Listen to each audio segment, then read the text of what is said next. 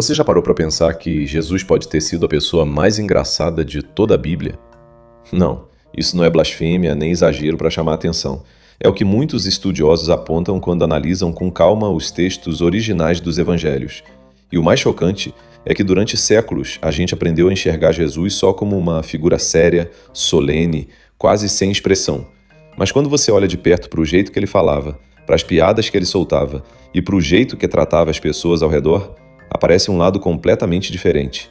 Um lado espontâneo, sarcástico às vezes e surpreendentemente engraçado. E é exatamente isso que eu vou te mostrar agora, com passagens reais da Bíblia. Vamos começar com uma das imagens mais absurdas que Jesus já usou para fazer um ponto.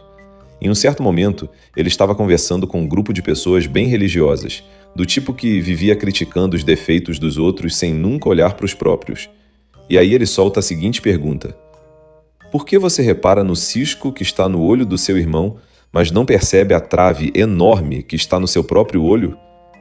Para um público que ouvia isso pela primeira vez, a imagem de alguém andando por aí com uma trave de madeira enfiada no olho, tentando dar palpite sobre o ciscozinho no olho do vizinho, era claramente cômica.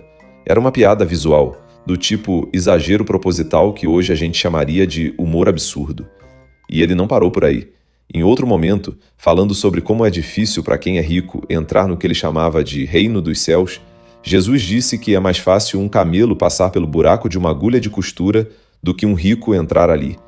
Imagina a cena: um camelo inteiro, com todas as pernas, o corcunda e tudo mais, tentando espremer pelo buraquinho minúsculo de uma agulha. É um exagero tão grande que só pode ter sido pensado para arrancar risada, ou pelo menos um sorriso, de quem estava ouvindo. E é exatamente esse tipo de comparação impossível que os estudos sobre humor no primeiro século apontam como uma técnica retórica comum entre os mestres judeus da época, usada justamente para fixar um ensinamento na memória através do riso. Aqui vem uma informação de ouro que pouca gente conhece.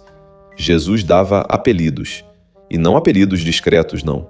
Ele chamava 2 de seus discípulos, Tiago e João, de filhos do trovão. Um apelido que sugere que os dois tinham um temperamento explosivo, talvez até um pavio curto, e Jesus batizou os dois com esse nome de um jeito bem-humorado e carinhoso ao mesmo tempo. E tem mais. Para Simão, ele deu o apelido de Pedro, que significa pedra. Só que, se você for ler os evangelhos com atenção, o mesmo Pedro que recebeu esse apelido de solidez é retratado logo em seguida negando conhecer Jesus 3 vezes seguidas, exatamente no momento em que mais precisava ser uma rocha. Alguns estudiosos apontam que esse contraste entre o apelido e o comportamento de Pedro pode ter sido, sim, uma ironia proposital de Jesus, quase como aquele amigo que te dá um apelido irônico que gruda para o resto da vida. E antes de continuar, vale reforçar uma coisa: nada disso é invenção moderna nem interpretação forçada. São leituras que teólogos, historiadores e especialistas em linguagem do primeiro século vêm discutindo há décadas, analisando o contexto cultural judaico da época para entender como aquelas frases realmente soavam para quem ouvia ao vivo, sem o peso de 2000 anos de solenidade em cima. E o mais surpreendente é que esse lado engraçado de Jesus também aparece em situações completamente inesperadas, como festas. Teve uma festa de casamento na cidade de Caná, onde o vinho acabou no meio da comemoração, o que na cultura da época era motivo de vergonha enorme para a família que estava recebendo os convidados. A mãe de Jesus percebeu o problema e foi falar com ele, e a resposta dele foi quase uma provocação carinhosa. Mulher, que temos eu e você a ver com isso? Minha hora ainda não chegou. É o tipo de resposta que soa como aquela brincadeira entre mãe e filho, onde ele finge relutância só para depois, de qualquer forma, resolver o problema e transformar água em vinho, e ainda por cima, um vinho considerado o melhor da festa. Tem um momento também envolvendo um homem chamado Zaqueu, que era baixinho e trabalhava cobrando impostos, profissão que ninguém curtia muito naquela época.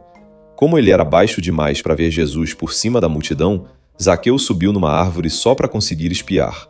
E Jesus, ao passar por ali, olhou para cima e chamou o homem pelo nome, convidando a si mesmo para jantar na casa dele. Imagina a cena: um homem adulto, escondido entre os galhos de uma árvore, achando que ninguém tinha notado, e de repente sendo chamado publicamente. É quase uma cena de comédia física, dessas que a gente vê em filme.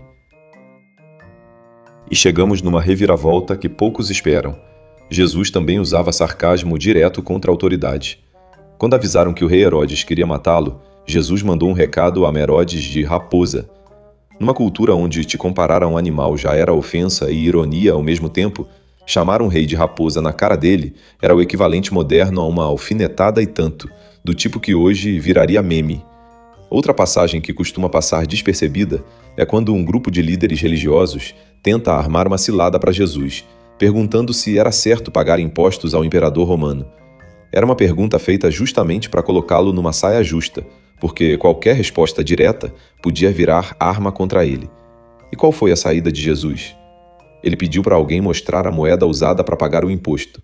Perguntou de quem era a imagem estampada ali, e quando responderam que era do imperador, ele simplesmente disse para dar a César o que era de César, e a Deus o que era de Deus. Foi uma resposta tão inteligente e tão bem colocada que deixou o grupo inteiro sem ter o que argumentar, quase como quem vira o próprio jogo do adversário contra ele mesmo, numa jogada de raciocínio rápido que hoje a gente chamaria de resposta afiada. Ele também tinha uma queda por exageros cômicos quando o assunto era a hipocrisia religiosa. Numa das falas mais visuais dos evangelhos, ele descreve líderes religiosos que coam um mosquito, mas engolem um camelo inteiro sem perceber. De novo, essa imagem gigantesca e ridícula de alguém filtrando cuidadosamente a bebida para não engolir um inseto minúsculo, enquanto engole um camelo inteiro sem perceber, é humor exagerado no seu estado mais puro, usado como crítica afiada. Tem ainda um episódio bem menos conhecido, quase esquecido, que também mostra esse lado brincalhão.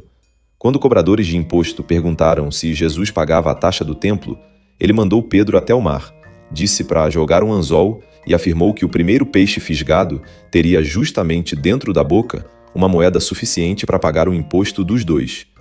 Repara na cena. Em vez de simplesmente tirar dinheiro do próprio bolso, Jesus monta uma solução completamente inusitada e quase cômica, transformando o pagamento de um imposto chato em uma pequena aventura de pesca com prêmio escondido dentro do peixe. É o tipo de solução criativa e bem-humorada que ninguém esperaria de uma figura tão solene quanto a gente sempre imaginou. E o fechamento dessa lista de momentos vai para uma cena que quase ninguém associa com humor, mas que estudiosos apontam como um dos momentos mais sutis e brincalhões dos evangelhos.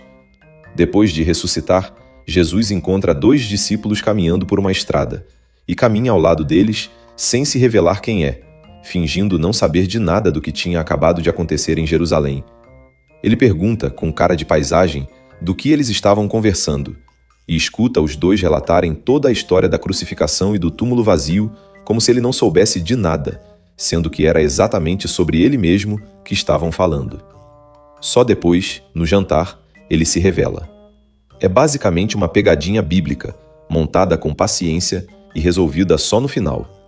Então, juntando tudo isso, dá para ver um padrão bem claro. Apelidos carinhosos e irônicos, exageros cômicos usados como ferramenta de ensino, sarcasmo contra quem abusava do poder e até uma pegadinha elaborada depois da ressurreição. Nada disso diminui a seriedade da mensagem, muito pelo contrário. Mostra que humor e profundidade sempre andaram juntos, inclusive nos textos mais sagrados que a humanidade já registrou. Fica a pergunta para você. Será que a gente perdeu, ao longo dos séculos, essa capacidade de enxergar leveza e humor em lugares que sempre tratamos como excessivamente sérios? Deixa nos comentários qual dessas passagens te surpreendeu mais. E se você gostou de olhar para essa história por um ângulo diferente, se inscreve no canal, porque toda semana a gente traz mais curiosidades assim, escondidas em lugares que ninguém espera.